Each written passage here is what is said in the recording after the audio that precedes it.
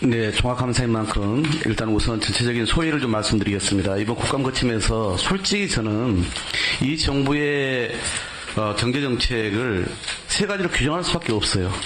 첫 번째 무비전, 두 번째 무책임, 세 번째 무능력입니다. 그러니까 현 정부가 말하는 경제가 지금 무엇을 말하는 건지, 어떤 방향으로 가겠다는 것인지 도대체 제가 알 수가 없어요. 이미 확인한 것처럼 경제성적표 초락이 짝이 없습니다. 기재부는 대통령이 하는 대로 꼭두각시가 돼서 부자 감세로 일관했고, 그래서 또 지출은 줄이고 있지만은 결국 역대급 세수펑크에 따른 재정 적자가 불가피해졌습니다. 또 세수 결손 대책은 입법부를 무시하고 온갖 편법이 동원되고 있고, 그래서 비전과 원칙은 사라지고 온갖 꼼수만 남으니까 국가 시스템이 망가지고 있는 거 아니냐라고 하는 우려가 나오고 있지요. 세수 축에 GDP 전망 계속적으로 오릅니다. 또 부처 간의 정책 혼선, 이루 다 말할 수가 없지요.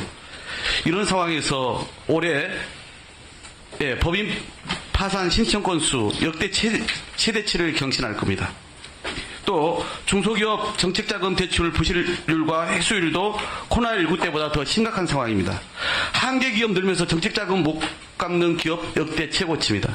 이게 우리가 좀 맞닥뜨린 현실이에요. 그래서 저는 우선 현 정부의 건전재정 기조와 관련해서 먼저 물어보겠습니다.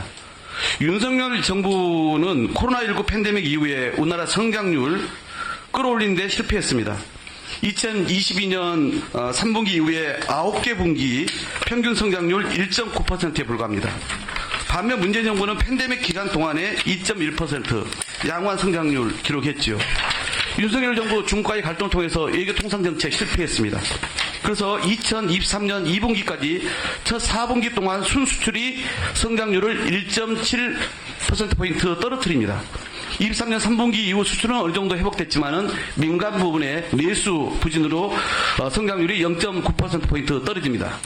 문재인 정부 기간 동안에 정부의 재정이 성장에 기여한 것을 봤더니 1%포인트입니다. 그러니까 평균 성장률 2.5%에 40%를 담당합니다. 그런데 윤석열 정부의 정부 재정 기여도 0.5%포인트에 불과합니다. 즉 평균 성장률 2%에 20%만 기여하고 있는 겁니다. 그래서 저는 현 윤석열 정부의 재정 정책을 이렇게 특징하고 싶습니다. 첫 번째, 존재하지도 않는 낙수 효과에 기대는 수주대토, 정말 바보처럼 토끼를 기다리는 이런 무능함이다. 두 번째, 부자 재벌 특권층을 위한 일방적 감세로 조세정의 그리고 재정의 기초가 무너뜨려지면서 각자 돌생을 부추기고 있다. 세 번째, 고리적의 재정 건전성 이념에 사로잡혀서 결국은 긴축으로 일관하면서 경제 상황 관리에 실패하고 있다.